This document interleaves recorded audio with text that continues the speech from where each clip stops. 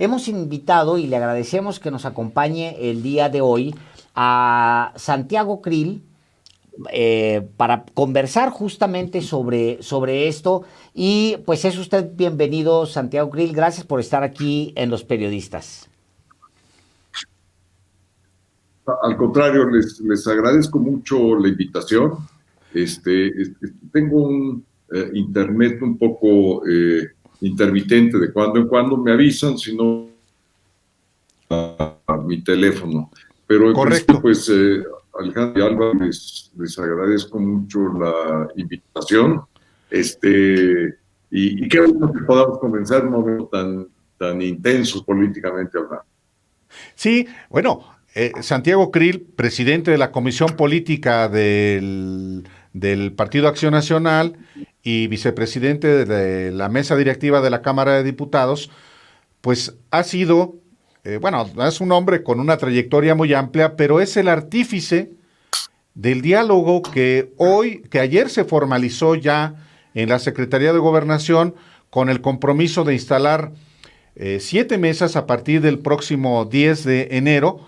Y yo le preguntaría primero, diputado, ¿cuál es la expectativa y cuál es la apuesta también de este diálogo que llega 3 años después?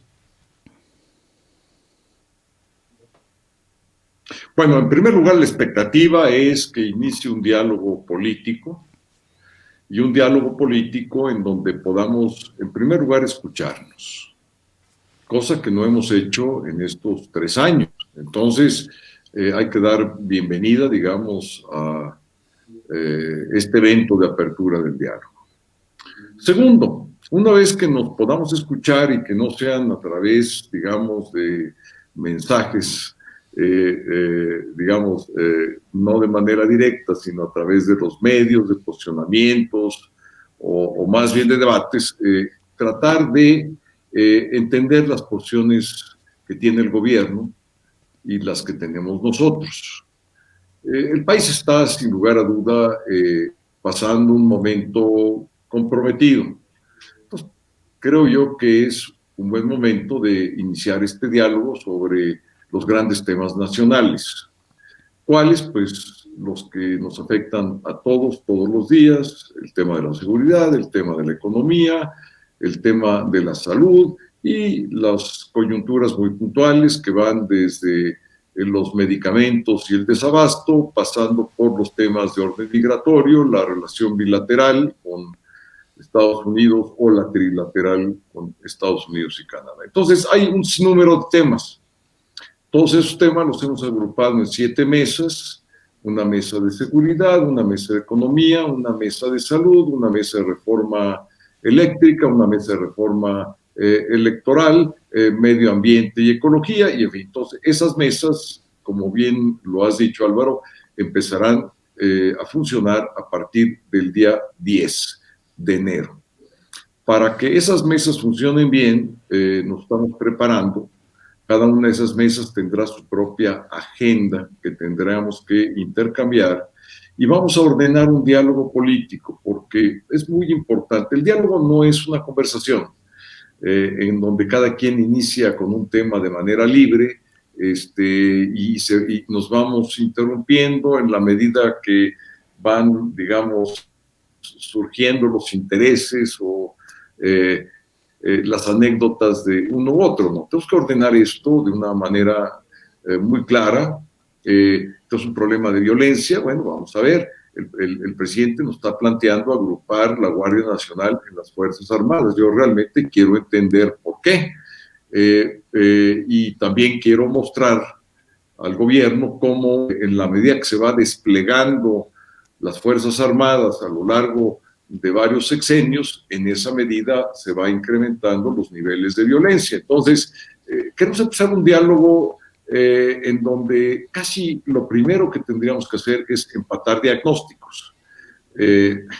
Antes de hablar de soluciones, tener un diagnóstico compartido y a partir de ese diagnóstico, pues empezar a ver, digamos, todas las implicaciones que trae, digamos, por ejemplo, la militarización de la seguridad pública en el país. Es decir, que el policía primer respondiente, el que está más cercano al ciudadano, pues esté, digamos, bajo la férula militar.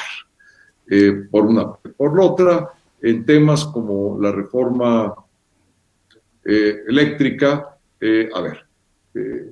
queremos entender exactamente cuáles son los abusos, el despojo, el fraude a la ley, el fraude fiscal del que se habla en la iniciativa, pero que no se explica. Queremos entender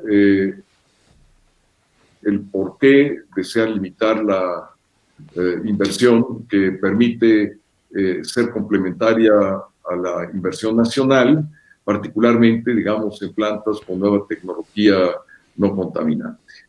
Pero por supuesto que no queremos es dejar pasar abusos, despojos, y si alguien ha cometido un delito, pues que se vaya a la cárcel. Y eso creo que habría plena disposición de nuestra parte de corregirlo. Entonces, quizá lo que necesitamos es platicar mucho, o sea, intercambiar. Hay cosas obvias que Claro. cada quien va a pensar distinto, pero debe haber un campo común de acción y de pensamiento, de coincidencias. Así sacamos adelante, y esto lo recuerda muy bien Álvaro, el antiguo IFE, hoy INE, la Comisión Nacional de los Derechos Humanos, la reforma de juicios orales, que cambiamos el sistema en un transitorio de 8 años. Igualmente, así sacamos adelante la gran reforma de derechos humanos y muchas otras, digamos. Entonces, hablando entre diferentes, fuimos encontrando las rutas de coincidencia y Claro. nos dimos cuenta que esas coincidencias eran lo suficientemente importantes para plasmarlas en una reforma constitucional, en una reforma legal, en crear una institución constitucional, como fue el INEGI, como fue el CONMEBAL, en fin, que son las instituciones modernas del país, con sus defectos y todo, pero son, digamos, los que van apuntalando para este México del siglo XXI. Entonces, segundo... Me llamó mucho la atención, pues claro, los 3 años que han corrido Santiago Krill, pero también las razones. ¿Qué cambió? ¿Qué fue lo que encontraron ustedes? ¿Qué cambió en el país? ¿Qué cambió en el gobierno? ¿Qué fue lo que cambió para que 3 años después usted buscara primero el encuentro y luego se diera rápidamente? El presidente rápido le contestó, dijo sí, va adelante, pues el secretario de Gobernación, pero algo cambió.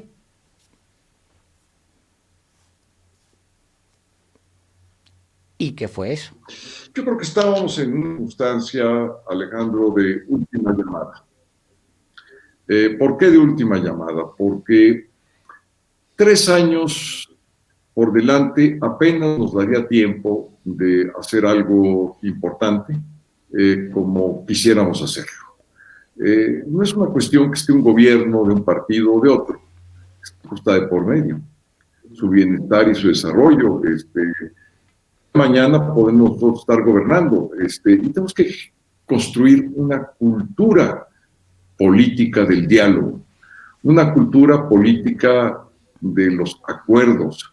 A ver, aquí no estamos hablando, y es muy importante, de claudicar, de traicionar, no. A ver, ese tipo de, digamos, estereotipos de antiguas negociaciones que hubiese habido, naturaleza, lo que lo queremos hacer es, a partir de nuestras diferencias, encontrar puntos de coincidencia por el bien del país. O sea, los niveles de violencia están de tal manera altos que bien vale la pena entender qué es lo que quiere hacer el gobierno, compartir nuestras experiencias. Por ejemplo, hay un transitorio que es el 5º transitorio que crea la Guardia Nacional, que es un transitorio constitucional que establece que en marzo del 24 las Fuerzas Armadas tienen que regresar a sus cuarteles. Pues obviamente no da tiempo, o sea, no, de aquí a marzo del 24, pues sería muy absurdo que terminando ese mes el Ejército y las Fuerzas Armadas y la Armada de México se retiraran de un día para otro. Por otra parte, en el otro extremo, bueno, ¿Esto qué implica? Que se queden para siempre, es decir, insertar la Guardia Nacional ya bajo un mando castrense. Pues yo creo que no. Nosotros vamos tratando de entender qué es lo que queremos hacer. Si el gran problema generador de la violencia es el crimen organizado, ¿qué no valdría la pena sentarnos a platicar cómo abordarlo? En primer lugar, contestarnos una pregunta tan sencilla como esta, Álvaro y Alejandro. ¿Quién es responsable de combatir el crimen organizado? ¿Quién? Santiago Krill. Es un problema competencial muy serio. Perdón, no tenía voluntad de interrumpirlo, diputado, pero quiero aludir a una relación. Sí, quiero recordar una relación hasta personal que existió entre usted y el actual presidente de la República desde Tabasco. Y en Tabasco, usted, junto con el actual fiscal electoral, José Agustín Ortiz Pinchetti, no solamente hicieron un estudio sobre el fraude que ocurrió en Tabasco en la elección estatal de noviembre del 94, sino que después, cuando fueron descubiertos los documentos que acreditaban parte de ese fraude por el despilfarro de recursos en la campaña de Roberto Madrazo, usted mismo fue custodio de esos documentos. Con ese antecedente, lo procedente después de las mesas de diálogo es encontrarse personalmente con el presidente López Obrador.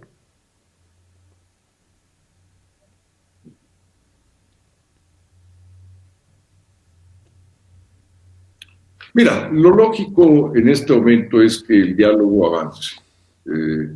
Para mí lo importante no es el encuentro, sino la respuesta del presidente.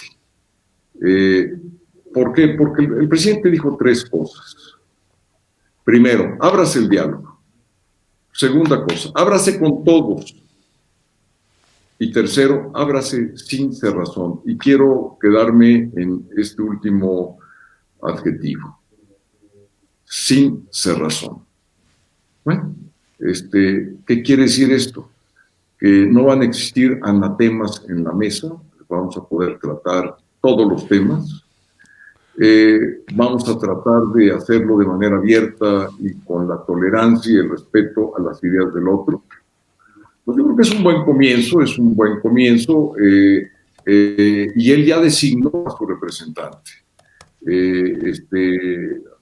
Su representante es quien debe de responder, digamos, a este diálogo, y si eventualmente el diálogo da para entablar ya un diálogo directo con el jefe del Estado mexicano, pues qué bueno, pero la idea es, la idea es una doble idea, y a ver si lo digo bien. Una idea tiene que ver con asentar un valor democrático en el país. Que los adversarios políticos, pues somos adversarios, no enemigos. Aquí nacimos todos, aquí tenemos nuestros hijos, nuestros nietos, nuestros padres, nuestros abuelos, bisabuelos, en fin, nadie se va de aquí, ¿verdad? El poder va y viene, y eso lo sabemos todos. El poder desgasta hasta el mejor gobierno o el mejor gobernante, y esto va para largo, mientras tengamos vida, por supuesto. Claro. Pero vendrán otros. Entonces tenemos que ir forjando una cultura de dialogar con el otro, con el diferente, con el que piensa distinto. ¿Por qué? Porque México es un país, quienes lo hemos andado una y otra vez, un país de una pluralidad tan rica, las regiones son tan distintos. Imagínense una gente que nace en Chiapas y otra que nace en Chihuahua. Entonces, lo primero es presentar esta cultura, que aquí no hay enemigos, no hay leales o traidores. Puede haberlos, por supuesto, pero no es el ánimo. Digamos, no es el ánimo, ¿no?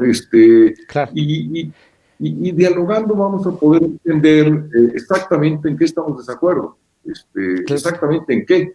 Yo, por ejemplo, en la carta lo que le dije al presidente fue lo siguiente, le dije, mire, presidente, cuando los mexicanos hemos estado divididos, que duramos casi 100 años divididos, pues prácticamente desde los primeros albores de la Constitución del 24, empezaba con problemas en el segundo gobierno, en el gobierno de Guerrero, ya hubo un fraude electoral que acabó, digamos, en un conflicto postelectoral en el Parián, que fue un incendiado el Parián, donde hoy está, por cierto, la Suprema Corte de Justicia de la Nación. Y tomaron control de la política desde ese momento Zavala y Santana, que ya empezó, digamos, a hacer de las suyas. Bueno, ahí empezó el pleito y terminó cuando terminó la revolución, ¿verdad? Los años 20, ya cuando el país empezó a apaciguar, 100 años, digamos, más o menos, ¿no? ¿Qué pasaron esos 100 años? Perdimos la mitad del territorio por pleitos internos. Sí. Se perdió. ¿Qué más pasó? Pues más de 1 millón de muertos en revoluciones intestinas, interiores, desde la época de la Reforma, pasando los dos imperios, porque desde el primero y también el segundo, las intervenciones, la guerra con los Estados Unidos, y luego la Revolución Mexicana. Entonces, sí es importante tener presente la historia. Claro. Muy importante conocer la historia. Entonces, todo esto a mí me mueve mucho a hacer lo que estoy haciendo. Sé que me han tachado de ingenuo y que me han dicho que no se va a lograr absolutamente nada. Los pesimistas dicen, o ya, digamos, los mal pensados dicen, bueno, pues no, es que hay un interés de por medio, seguramente, un interés mezquino, político, que, bueno, está muy bien. Que digan lo que quieran decir, pero que esas mesas empiecen a funcionar y que empecemos a avanzar, y de esa manera es como se ha construido el proceso de transición y cambio del país. Yo creo en esto. Así ha sido mi vida. No es que haya inventado ahora que tengo 67 años, lo he hecho en los últimos años. Correcto. Ya está. Adelante. Que lo recuperamos. Sí. Hoy se da un anuncio importante, diputado. Hoy se anuncia, la coalición Va por México anuncia que van juntos en 4 de las 6 gubernaturas que se pondrán en juego. Es importante el anuncio, pero me faltó en el anuncio ubicar a Claudio X González y a Gustavo de Hoyos, que son pues, los impulsores de esta iniciativa de unir a los 3 partidos PRI, PAN, PRD. ¿La conversación con ellos de parte del PAN sigue fluida? ¿O cuál es la condición en la que se encuentra ahora mismo la relación con Claudio X González y con Gustavo de Hoyos?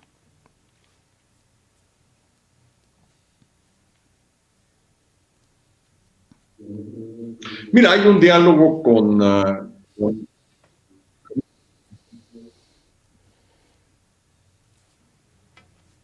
pues mira, es una relación con sus organizaciones sociales, cívicas que están agrupadas. Estamos viendo algún problema, por ejemplo, de carácter de medio ambiente y ecología, pues hay acciones que están dedicadas a eso. Nos sentamos, platicando, vemos diagnósticos, otras que están muy dedicadas a la economía. México Evalúa, por ejemplo, pues también hacemos lo propio. Otras están dedicadas a los temas de la seguridad. Entonces tenemos, digamos, un diálogo pues un poco intermitente, en el sentido que va por temas y por circunstancias y por coyunturas, ¿no? En la parte política, Esas decisiones las tomamos dentro de los partidos, exclusivamente, como lo hicimos en este momento para designar 4 coaliciones de 6 elecciones. Claro. Y ahí, bueno, pues eventualmente podemos o no invitar a ciertas organizaciones sociales para que se unan al movimiento que estamos creando o no. Va a depender mucho de cada candidatura y de cada circunstancia estatal, lo cual es muy bueno. Lo mismo ocurre, por ejemplo, en nuestra coalición legislativa, la que tenemos tanto en el Senado como en la Cámara de Diputados. Pues ahí vamos viendo los méritos de cada tema, y vamos decidiendo las cosas. ¿Quiénes? Ahí, pues, los diputados de los 3 partidos, los senadores de los 3 partidos y nadie más. ¿Qué partidos del presupuesto o cambiamos o planteamos? ¿Quién sube a tribuna? ¿Qué dice? ¿Qué no dice? Eso lo decimos nosotros. Que cómo se vota en un sentido y en otro, pues también. Y está funcionando bastante bien nuestras coaliciones legislativas, nos estamos comunicando senadores y diputados, pero ojo, inclusive hemos tenido votaciones distintas de coaliciones en el Senado y en Cámara de Diputados. Por ejemplo, lo de, en el Senado se acordó, digamos, esta respuesta doble, nosotros la rechazamos en Cámara de Diputados y nos ceñimos a la ocasión. En la ley de la Armada de México, impugnamos constitucionalmente, por ejemplo, en el Senado no. Entonces, ahí nos digo, hay bastante libertad, inclusive en las alianzas legislativas de un y otro lado. Por último, de mi parte, diputado Santiago Krill, ¿no están molestos Claudio X González y Gustavo de Hoyos con ustedes por sentarse a dialogar con el presidente, con el gobierno de López Obrador?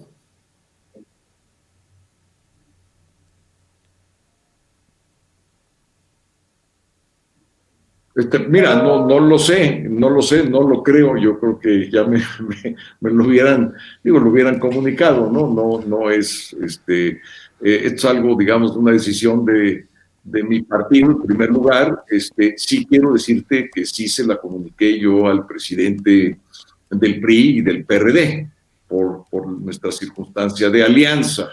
Quiero decirte que al principio pues había mucho escepticismo. No te quiero platicar en mi partido, sino en todos los partidos, y sigue habiendo algunos de ellos, ¿verdad? Entonces me dijeron así, bueno, pues a ver qué pasa. Pues pasó, me explico. Y entonces ya empieza a focalizarse el tema en lo que es el diálogo. Bien, pero sí, por supuesto, con ellos sí un diálogo previo, y una información previa, con nadie más. Y dentro de mi partido, pues, como tú sabes, con Marco Cortés y los liderazgos del Comité Nacional, pues también tuvimos ahí un primer diálogo, tomamos la decisión, prácticamente no avisamos nada más, porque en primer lugar, había inclusive discusión de que si yo debía de no presentarle en Palacio Nacional. Y le dije, no, pues eso no hay discusión, es una decisión personal, si quieren yo la hago. En todo caso, si no me dejan entrar o me corre ahí el que está en la puerta, pues será a mí, o sea, no a ustedes, y vamos a ver cómo me contesta, ¿verdad?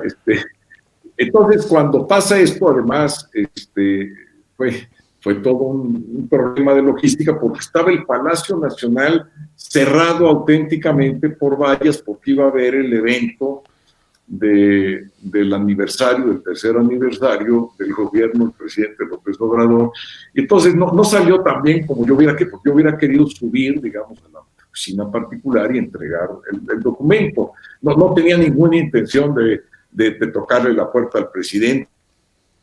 Por supuesto, a mí no me gusta romper formas, y menos con el jefe del Estado mexicano, pero sí tenía yo mucho interés de hacerme presente y entregar la carta. Cuando no la pude entregar, la mandé electrónica y al día siguiente ya finalmente la pudimos entregar. Esa fue la verdadera historia. Pues sí. El jueves, yo no esperaba la respuesta tanto, y el viernes empiezo a ver mi teléfono lleno de mensajes por todas partes, que ya respondió el presidente, y luego como respondió, me dijo bastante bien, a ver, déjenme verla. Ya vi el video, me dio honestamente mucho gusto, y entonces esperé a la llamada del secretario de Gobernación, me habló, e inmediatamente nos juntamos para hablar de la metodología. En fin, muy bien, me dio mucho gusto regresar a Bucareli. Es una sensación de sentimientos encontrados, ahora estando del otro lado, pero por lo demás bastante bien. Santiago Krill, muchísimas gracias por la oportunidad de charlar sobre esto que está en curso, el diálogo, y seguimos en comunicación justamente al respecto. Gracias hoy, muy buenas noches. Me da mucho gusto. Gracias a ustedes dos por la oportunidad y a la audiencia que nos está viendo y escuchando en este momento. Gracias. Gracias. Buenas noches. Muy buenas noches. Gracias.